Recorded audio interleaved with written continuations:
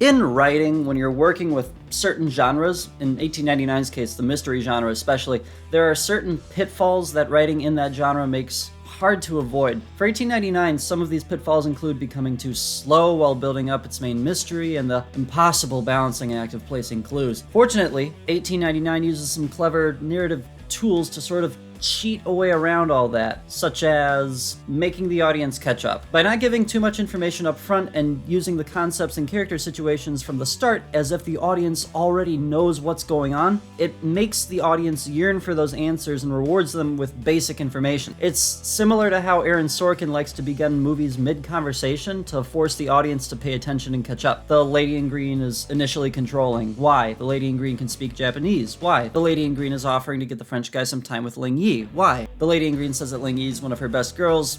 Bingo, we understand. Ling Yi and her mother can't speak. Why? Ling Yi feels guilty about something. Why? Ling Yi is pretending to be someone else. Who? Ling Yi has to be inspected by the lady in green. Bingo. It doesn't do this in a way that's too on the nose either. The audience doesn't need the show to tell them that you're one of my best girls means that this lady is in charge of an escort service. It doesn't need it to tell them that are you interested when she talks with the French guy means that she's going to do something to get the French guy some time with Ling Yi. You don't have to spell things out. Secondly, to get around the issue of building up plot information without giving the audience any answers for so long, 1899 provides character information every episode while saving up concept information to continue to make the audience theorize and yearn. It's still a bit unsatisfying that most of the character work we did throughout the whole show ultimately takes a backseat to the concept in the end. I mean, even important characters we've been closely following for hours just die and nothing really comes of it. Ultimately, the role of most of the cast is just to take a backseat to the plot. The choices made by most characters throughout the show don't amount to anything. The white guy's actions are the one that matter in the final episode, and his actions are more of a plot convenience in and of themselves. That being said, the show does an excellent job at fulfilling the characters' purposes of getting us through the plot build-up and rewarding us along the way. In that regard, 1899 has its cake and eats it too. Even though its main concept is slow to build and eventually rewards a patient audience, it manages to hook in an impatient audience as well by using these unique character situations to keep them entertained in the meantime. The show recognizes that it can't keep holding the main mystery over the audience's head forever without giving them anything, so it doesn't make the main mystery the only thing to pull intrigue from. It treats each and every one of its characters like a mini mystery that it can use to satiate the audience by solving without giving anything away about the main concept. Finally, and most cleverly, regarding the mystery aspect of 1899, the show has multiple theories as to what could be going on under the surface that work against one another. This is brilliant for a few reasons. 1899 uses hints by making strange or out-of-place things happen from the get-go to satisfy audience members with the later reveal that its world is actually a simulation, aka foreshadowing 101. But it muddies those hints with other possible explanations so that there's more than one possible theory as to why strange or out-of-place things are happening. Maybe it's a simulation, but it could also be time travel, or teleportation, or insanity, or mind control, or a dream.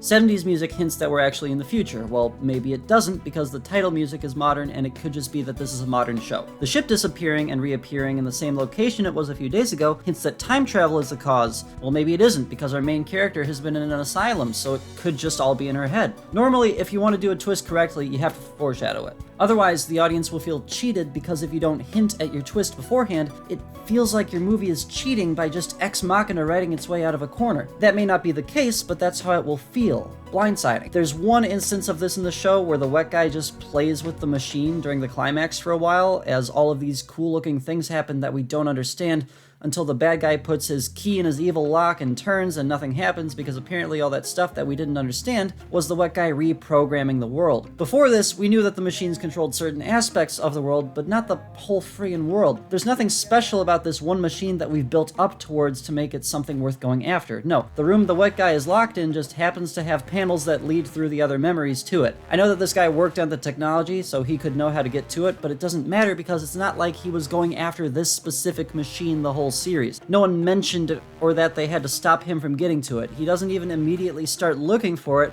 when he gets locked in the room. He's just locked in a room that luckily has a back door, and then as an afterthought, he decides to take it when he's done moping around doing nothing. Similarly, when your climax is about how this kid's toy that kind of looks like a pyramid is going to have its code switched with the pyramid, showing a clip of the kid's toy isn't foreshadowing. Establishing that code can be switched with similar objects and that there's a machine we need to look for that can do that, and also showing a clip of the kid's toy is foreshadowing. A problem is that balancing between foreshadowing and telling can be really difficult to do because a casual audience member might not pick up on any of the hints, while a cinephile or critic could catch them all, figure out what's going on too early, and then think the story is too obvious. The line between not showing enough and showing too much is very thin, and even if you nail that line, there will still be people who need more help and people who thought you were babying them. 1899 gets around this issue by throwing in a lot of hints from the very start, but keeping doubt around so many aspects of the world that those hints don't give anything away specific enough only to confirm one theory. The mystery isn't that things aren't real, it's why things aren't real. Even the control room where the bad guy monitors everyone else in the simulation is just another part of the simulation.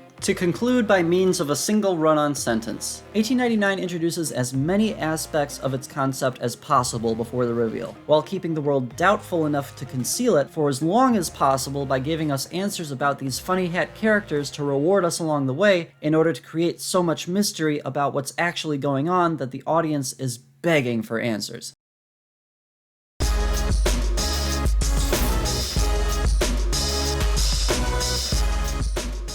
Glad you checked out the 1899 video series. Subscribe, it's free, it helps me out, I appreciate it. Also, I have new merch in my shop. There's a Basic Block Writer's Block t-shirt that's kind of funny, check it out, and become a donor on my Patreon.